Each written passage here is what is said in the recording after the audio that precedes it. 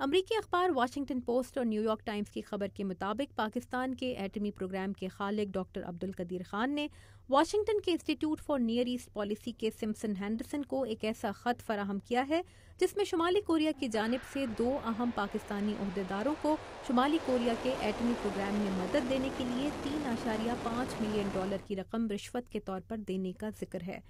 تاہم امریکی اخبارات کے مطابق واشنگٹن کے پاکستانی سفارت خانے کے ذرائع نے ایسے کسی بھی خفیہ خط کو جعلی قرار دیا ہے۔ اس خبر نے عالمی سطح پر ایٹمی مواد کی اسمگلنگ اور فراہمی روکنے کے راستے میں حائل مشکلات کی نشاندہی کی ہے۔ اپنے تحفظ کے لیے ہتھیار بنانا اور کسی دشمن کو میلی آنکھ سے اپنی طرف دیکھنے نہ دینا، یقیناً دنیا کے اولین ہتھیار اسی نیت سے بنے ہوں گے۔ سائنس کی ترقی نے صنعتی انقلاب سے الجھتی عالمی طاقتوں کو سادے ہتھیاروں سے آگے بڑھ کر دشمن کے دل پر حملہ کرنے کے طریقے سکھائے۔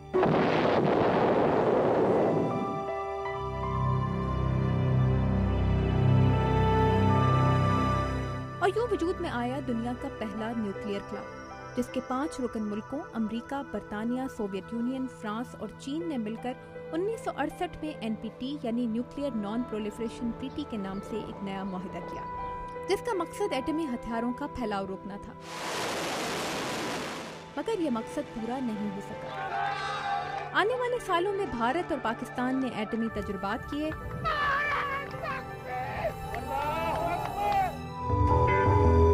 اسرائیل نے ایٹمی ہتھیاروں کی موجودگی کا کبھی اقرار یا انکار نہیں کیا، مگر واشنگٹن میں کسی کو اسرائیل کے پاس ایسے ہتھیاروں کی موجودگی کے بارے میں شک نہیں ہے۔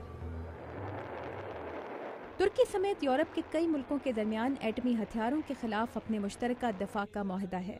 سوویت یونین سے الگ ہو جانے والی 3 ریاستوں یوکرین، بیلاروس اور قازقستان کو بھی سوویت یونین سے ہزاروں ایٹمی ہتھیار ورثے میں ملے تھے، مگر آزادی ملنے کے بعد کئی نے اپنے ایٹمی ہتھیار تلف کر دیے اور ایٹمی عدم پھیلاؤ کے اس عالمی معاہدے پر دستخط کر دیے جس کے رکن ملکوں کی تعداد اب 185 ہے۔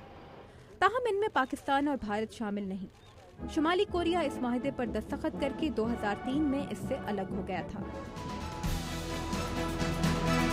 2005 میں میدان میں آیا ایران، مشرق وسطیٰ ملکوں میں ایک قائدانہ کردار کا متلاشی، عوام کی قوت خرید کے لحاظ سے دنیا کی 16ویں بڑی معیشت، تیل کی دولت سے مالا مال اور 89% تعلیم یافتہ آبادی کا حامل۔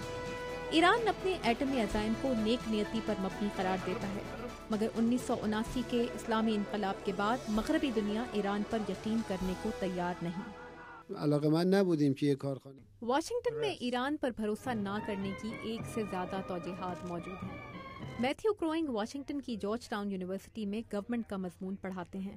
ایٹمی مواد کے غیر قانونی کاروبار پر کتاب لکھ چکے ہیں، مگر ہمارے کسی بھی سوال کے جواب میں ایران سے پہلے پاکستان کا نام لیتے ہیں۔ کیونکہ ان کا کہنا ہے کہ ایک ملک کے دوسرے ملک کو ایٹمی مواد کی فراہمی میں مدد دینے کا انحصار علاقائی مفاد یا اسٹریٹجک سچویشنز پر ہوتا ہے، اور پاکستان کے ایٹمی پروگرام کی تیاری میں چین کا کردار بھی ایسی ہی علاقائی ضرورت کے پیش نظر تھا۔ لیکن کیا پاکستان بھی ایسا کر سکتا ہے؟ پاکستان ایسا ملک ہے جو دوسرے ملکوں کو ایٹمی مواد حاصل کرنے میں مدد کر سکتا ہے، لیکن میرے خیال میں کسی ملک کی مدد کرنا اور کسی غیر ریاستی عنصر کی مدد کرنا 2 مختلف چیزیں ہیں۔ جہاں تک ہم جانتے ہیں 1945 سے اب تک کسی ملک نے اب تک کسی دہشت گرد تنظیم یا غیر ریاستی گروپ کو ایٹمی مواد حاصل کرنے میں مدد نہیں کی ہے، کیونکہ وہ گروپ خود ان کے خلاف بھی وہ ہتھیار استعمال کر سکتا ہے۔ پروفیسر میتھیو کروئنگ کا خیال ہے کہ doctor Abdul Qadeer Khan network کو مکمل طور پر ختم کر کے ایٹمی مواد اور معلومات کی اسمگلنگ کو مکمل طور پر ختم کر دیا گیا ہے، مگر واشنگٹن میں سب ان کے خیال سے متفق نہیں ہیں۔ مجھے یاد ہے کئی سال پہلے میں نے رنگ میگنٹس کا معاملہ اٹھایا تھا جو چین پاکستان کو ایٹمی ہتھیار بنانے کے لیے منتقل کر رہا تھا۔ ظاہر ہے ہم یہ جانتے ہیں کہ انہیں حاصل کرنے سے پاکستان کا مقصد یہی تھا۔ یہ چین کی غیر ذمہ داری تھی جس نے پاکستان کی ایٹمی ہتھیار بنانے کی صلاحیت میں اضافہ کیا، اور اس نے ڈاکٹر AQ خان کی ایٹمی پھیلاؤ کی صلاحیت بھی بے حد بڑھا دی۔ That knew no limits in terms of AQ Khan's ability to proliferate. اور صرف یہی نہیں، واشنگٹن میں ایٹمی عدم پھیلاؤ کے موضوع پر ہونے والی تمام تر گفتگو پرائر AQ خان اور پوسٹ AQ خان دور کے حوالے سے ہو رہی ہے۔ 2004 میں پاکستانی فوج کے سابق سربراہ جنرل مرزا اسلم بیگ کا یہ بیان بھی ریکارڈ پر ہے۔ Everybody was violating the law. How did India acquire the capability? How did Israel acquire the capability? And that's what Pakistan did. لیکن واشنگٹن میں بعض ماہرین کو یقین ہے کہ 2004 میں سامنے آنے والے ایٹمی مواد کی اسمگلنگ کے معاملے میں حکومت پاکستان ملوث نہیں تھی. ہمیں جو کچھ پتا چلا وہ ہماری ریسرچ کا نتیجہ تھا کہ پاکستانی حکومت اس میں شامل نہیں تھی.